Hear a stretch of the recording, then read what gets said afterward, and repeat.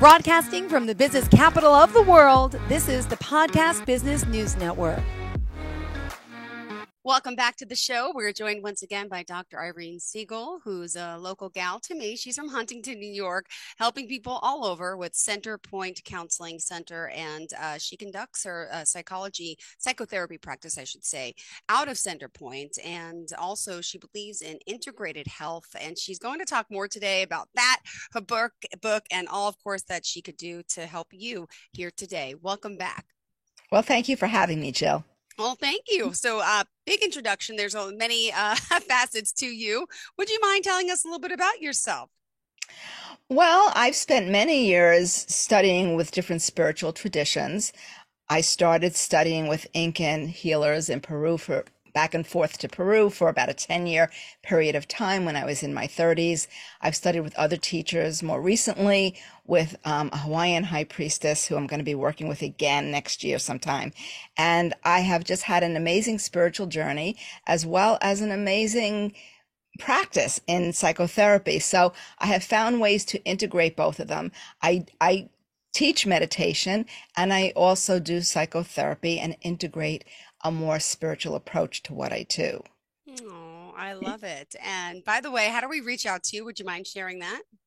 Well, my website is drirenesiegel.com, drirenesieGel.com.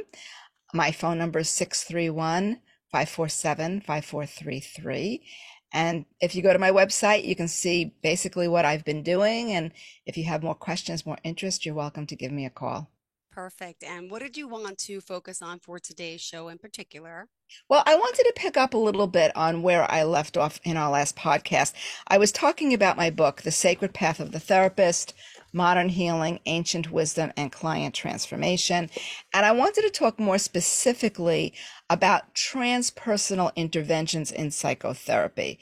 Now, I have run the gamut. After I had gotten my master's in social work, I went to a 3-year training program in psychoanalytic psychotherapy, integrated that for many years.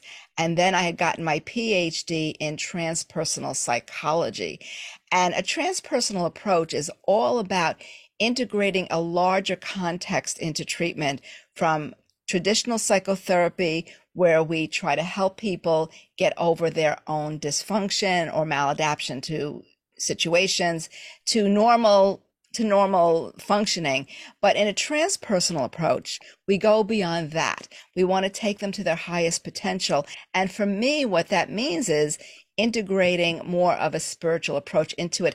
And a client does not have to be spiritual to come into my practice because they are where they are at their own level. But I hold an energy that takes them to another level, whether they want to call it spiritual or whatever it is. So I wanted to get more specific because in my book, I do a whole piece on what's called cognitive to cosmic interweaves. Okay. Now in psychotherapy, and you've heard me say before, I am an EMDR consultant. I do primarily eye movement, desensitization, and reprocessing in my practice, integrating a transpersonal approach. So what that means is that as a therapist, from my own spiritual teachings and what I teach, I have learned how to hold an energy in the field that is a high frequency energy. And for some people that might seem really over the top. It doesn't really matter what the client thinks because I just stay in a very centered place. So in Buddhism, they might consider it non-duality, where you find that place of inner stillness. In more of a Native American tradition, they might talk about getting into non-ordinary reality, which is different. It's more of a journey where you're seeking information and healing. And I have studied in a way where I know how to get into that centered place. So whether a client can or not, I can do that. And it affects what happens in the field. So to get more specific about that, and I have had clients that have called me and said, I want to come in for treatment, but I'm not spiritual. And I'll say, it doesn't matter. We don't go there. We only go there if the client goes there. But what does start to happen is a client might start to use their imagination in a way that opens up a doorway to their greatest potential.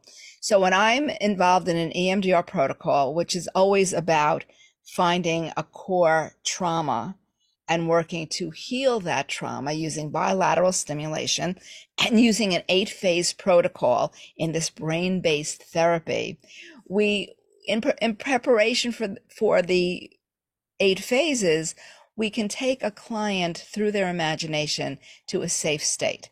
So we're changing states of awareness from everyday awareness to more of a state of inner peace and safety. For some clients with more complex post-traumatic stress, this is very difficult, but that's part of the work, to get them to use the imagination and find a safe state. Now, there are some clients that do follow a spiritual path. They'll talk about being in a spiritual setting or out in nature, and they will talk about accessing their own inner guides. Now, I never say that to a client unless that's their belief system. Yep. But if they go there, I go there because I access my own inner guidance as I'm working with clients. And when they can do that, we can work on that level as well as in the more alert, what I call the egoic level, where you're more alert and present in the everyday world. So here's what that could look like for a client. So let's say a client really has some severe symptoms of complex post-traumatic stress disorder. Okay. And under those circumstances, they can have a high level of dissociation, which means they may get confused about time, about place. They may get lost in space and lose their focus, lose their concentration. They may have flashbacks to an earlier period of time where the trauma occurred, and they get lost in that period of time as if it's happening now. Yep. So in EMDR, we work towards greater ego integration, and there's some very good tools to do that, working with what I call the internal family, where we identify these internal parts. And the client can use their imagination, whether they see or sense, and we find the parts of them that can support their progress and the parts of them that might undermine their functioning in the world. And we do almost like an internal family therapy. But there are times with some clients where they will just naturally identify their own higher self that comes in. Okay. Or if they get really stuck in this integration process, I will suggest to them, find a part of you that exists beyond your personality. What does that part of you look like? How do you sense it? Some will say, oh, that's my higher self. Others won't say that, but it'll be whatever it is. That part becomes an incredible co-therapist in the process. And I will say to them, you don't have to tell this part what to do. It knows exactly what to do.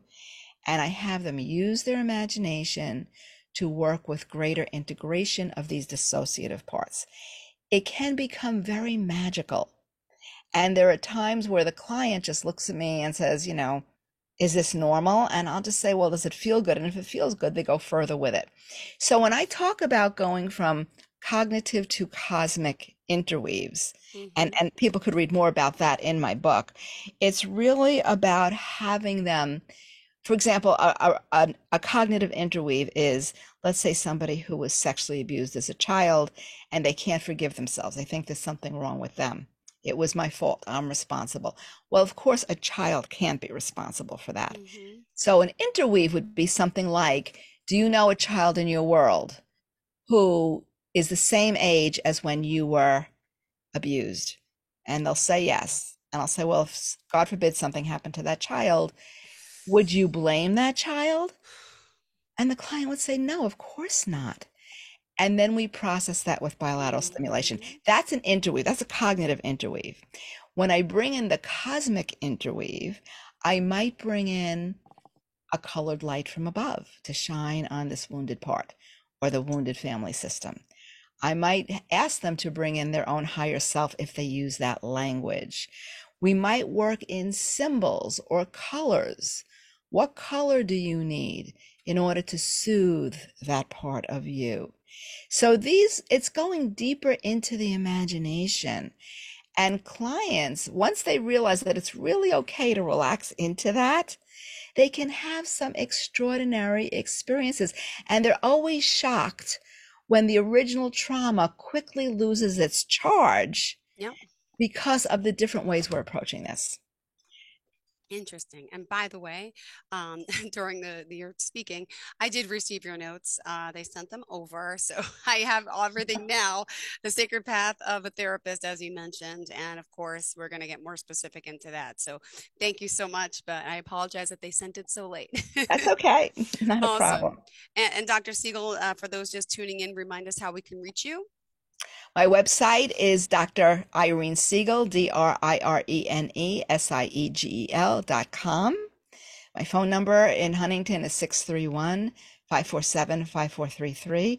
And I also do remote sessions as well for people in states where I am licensed, which is basically New York, Florida, Arizona. And it works very well from a distance as well. Beautiful. All right. Well, let's continue down the path here and talk more about EMDR or whatever else in particular you think that's important. And by the way, when you mentioned light, we're actually talking light, like different colors of light, and where do you shine them on? What areas, for example? Well, there's no pat answer for that. Okay. So, for example, let's take a client that comes in with a physical issue and they're emotionally upset, or they want to get to the root of that issue from an emotional perspective. I will go into the physical discomfort because EMDR is very body oriented. We Okay. look at the part of the body that holds the stress related to a negative belief system, like I'm not lovable. Where in your body do you hold it? I let the client identify that. And then I ask the client to give me an image of that. What does Okay. that look like to their mind's eye? Is there a form? Is there a color? Is there a weight to it? Mm-hmm. And then, and I never force this on a client. Then I will ask the client to just kind of sit with the question, what color do they need in that area to ease that tension? And they find it within themselves. Wow. Now, because of my own training in terms of meditation and psychotherapy, I am following that process with my own imagination. In spiritual traditions, they say that the lower energy always resonates to the higher, and that negative beliefs have a lower energy. Positive Okay. beliefs of inner peace and stillness have a higher energy. So I hold that in myself so that if they choose, they could resonate with what I'm holding in that shared field, or if they can get to that place. So they start to focus on the stress in their body Mm-hmm. around an emotional negative belief or around a physical illness, and they come to a place of inner peace, and we're just holding it together. And sometimes it's hard for a client to just stop thinking Yeah. and just be in the experience. Mm-hmm. So it takes some work to help the client get there. But when they get there and they start to trust their imagination, it opens up a door to healing that they could not expect. And so whatever color light comes through, the founder of EMDR was Francine Shapiro, and she would have a light stream technique, and I might have mentioned this in our last podcast, where she would ask the client to bring in their favorite color. But I don't do it that way because their favorite color may not be the color they need for that particular healing. Or I will ask them, is there a form to it? Mm-hmm. Sometimes there's a pattern to it.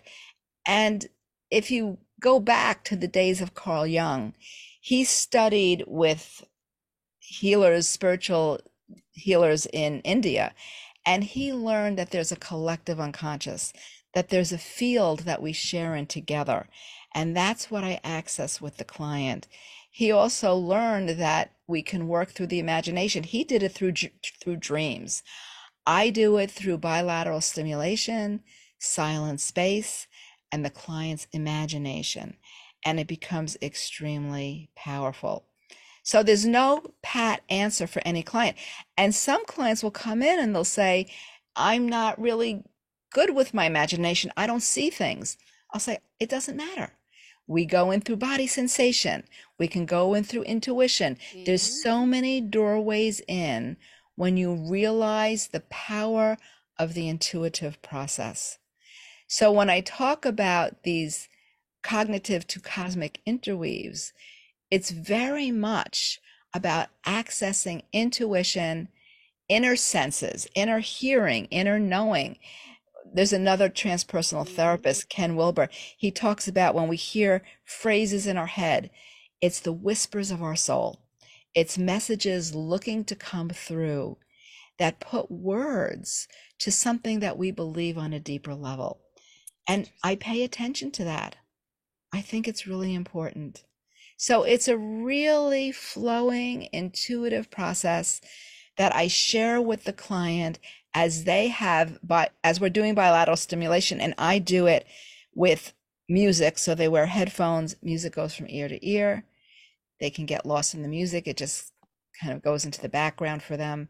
So they're not paying a lot of attention to it. And their imagination can just go. And wherever they go is a doorway to the deeper work. And it's really a beautiful process. Interesting. All right. Well, Yeah. thank you so much for sharing that. And we're still here, obviously, with Dr. Irene Siegel. Just if you are tuning in here on the Zoomcast or the podcast, just so you know, we're excited to have her back here. She's from Centerpoint Counseling, based out of Huntington, New York. And just to confirm, you're able to work with what area, what state, any state with people? How does it work? Well, as a licensed social worker, because my license is under Yes. social work, I have to see clients that are in a state where I'm licensed. So of course I'm licensed in New York. I'm Okay. licensed in Florida. I'm licensed in Arizona. And I do a lot of work by Zoom these days. Ever since the pandemic, I've been doing a lot of work over Zoom, and it works fine. It's a great way to work, actually. Perfect, perfect, perfect. Yeah, Thank you. yeah. All right. We still have 8 minutes left on the clock today, and there's so much more to you and to what you have to offer, including your book. What other things did you want to share with us? Well, what I'd like to talk about is why we're even doing this now. I Sure. recently came back from presenting at the 2024 EMDRIA conference. Okay. EMDRIA stands for EMDR International Association, their conference. And I talked about how we're in a different paradigm now in Mm-hmm. terms of health and healing than we ever were before in our lifetimes. Okay. And part of this is because we've been through trauma together through pandemic. Yep. I mentioned this last time, pandemic, financial stress, social, cultural, racial stress. Um, there's been so many stresses on our society, but there's also a larger picture, and we are moving into a cycle as a planet where consciousness is awakening. Mm-hmm. And I feel very blessed to be in this lifetime at this time to bring into my work and to bring to my profession Mm-hmm. a way of working with higher consciousness. So I actually, for those of you that might be healers out there of any kind, I've put together what I call a master's program in Okay. transpersonal psychotherapy, where we start first with learning about a transpersonal approach to EMDR, learning a 6-month meditation program, and then working in a group in a retreat center. So actually, I am in the process now that the pandemic is hopefully gone, of bringing my program to Hawaii. I've done this several years before the Wow. pandemic. So I'm putting together a Hawaiian retreat where I teach therapists, and you don't Oh have to my be trained in gosh. EMDR for this. I Okay. teach therapists and healers it's called EMDR as a transpersonal therapy, a cross-cultural perspective where East meets West. So we do practice sessions. I actually am working with a high priestess, a Hawaiian high priestess, who comes in and teaches us about Hawaiian culture and Hawaiian healing. She takes us to a sacred site, and we integrate an EMDR process with a personal process of growth and transformation. We do it through spiritual ceremony at sacred sites. Mm-hmm. We come back, we work with that in an EMDR process, and we complete our retreat with a fire ceremony that I learned from Incan healers that is incredibly transformational. So I have missed it over the last few years of pandemic, but I'm putting that together soon. I'm going to be sending out an announcement within the next couple of weeks, and this is going to take place in April of 2024. So this will be up on my website very shortly if people are interested in taking a look at that. Probably within the next week or two, Okay. it will be up. So if you're listening to a recorded version of this, check my website. It's probably up and you could read more about it. And like I said, you don't have to be trained in EMDR, but you will learn something about EMDR and you will do your own personal healing work and you'll learn how to bring some of these tools and skills into your own healing practice. So there's a lot of meditation involved in the program. There's a lot of practice sessions involved in the program. And there's a lot of amazing work with myself and with the high priestess, who is so gracious to bring her skill and her knowledge to our group. So I'm really, really looking forward to that. And when people take that class, there's follow-up classes if they want to learn more.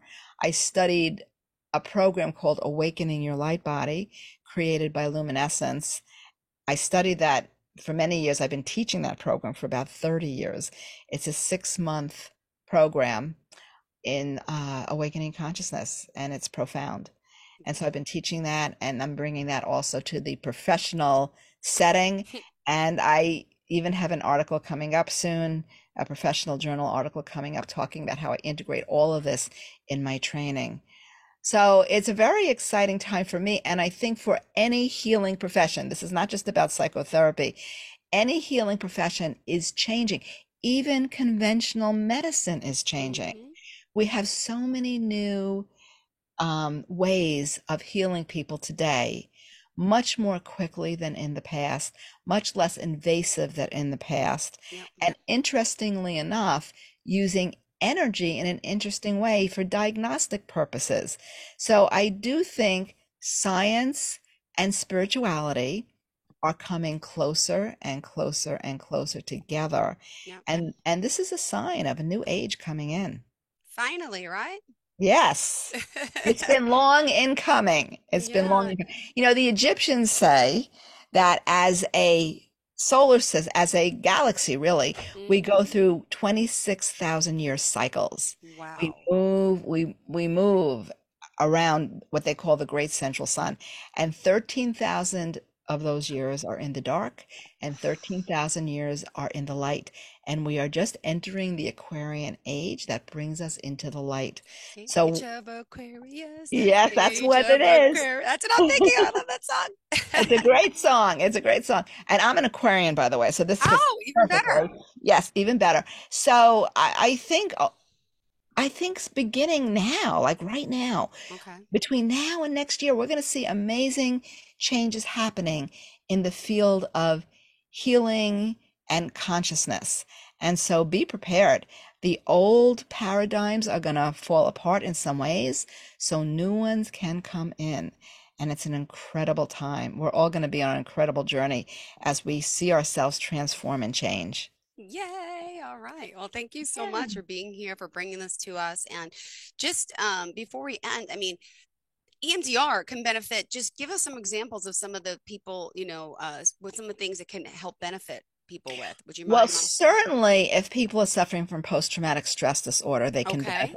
And that can happen in so many ways. If they're traumatized as a child, if it's a early trauma, if it's a current trauma, if someone has had a one-time current trauma, it can be reprocessed very quickly. If it's more long-term, like childhood traumas that were repetitive, it's not an overnight cure, but it absolutely can be healed. Very different than talk therapy. Many other therapies you could learn to cope better, but with EMDR, and even the World Health Organization claimed that EMDR was one of the 2 therapies, the other one was CBT, that could actually heal trauma. When people have high anxiety or depression, when you track it back, there's always a negative belief system that's operating in the background that comes from an earlier experience. So we can use an EMDR protocol to dig that out. And to find out what that is and to begin to reprocess negative beliefs into positive beliefs. Their own inner wisdom and awareness comes to the surface. They start to not only function better internally, but they see themselves differently in their world. So I would say just about almost all of my clients that I see, I use an EMDR process, but how I use it is determined by what that client needs. Got it. Well, thank you so much for being here. And one more time, tell us the website. It's drirenesiegel.com, drirenesiegel.com. Perfect. Thank you so much. Pleasure having you back here as always, and wishing you, we had a good holiday weekend, right? We had a short week this week. Thank goodness. It was a short week. And looking forward to connecting again. Are we back next week? Not next week, but I think towards the end of the month, we're back again. All right. Perfect. Thank you so much. And to all Thank of our you. listeners, please stay tuned. More of the show is coming right up. Bye-bye. Are you looking for even more of the podcasts and hosts that you love? The Podcast Business News Network is proud to announce that you now have even more ways to listen live. Check out the MyTuner Radio, online radio box, and Simple Radio apps on iOS and Android, or find us online. Search for Business News Network on mytuner-radio.com, or search Podcast Business News Network on streama.com and onlineradiobox.com/US. Take your podcast on the go and don't miss a minute of the action.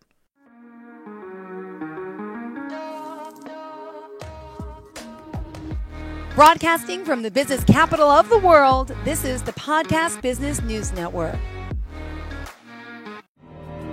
For nearly 2,000 severely injured veterans, everyday life has become filled with barriers. Day-to-day simple tasks can become pretty daunting. I have to carry my chair up 2 flights of steps or have somebody do it for me. What scares me the most is just the falling. When I'm struggling with my house, I think, to have that one great barrier just knocked down, it's crucial. Home for Our Troops is a wonderful nonprofit that builds a mortgage-free, fully adaptive, handicap-accessible house. And there's no catch. It'll be our very first home that we've ever owned. This is a game changer. This is where your life begins again. We need you to join us in completing this important mission. Please visit hfotusa.org and help build homes and rebuild lives. Because of you, everything's going to be okay.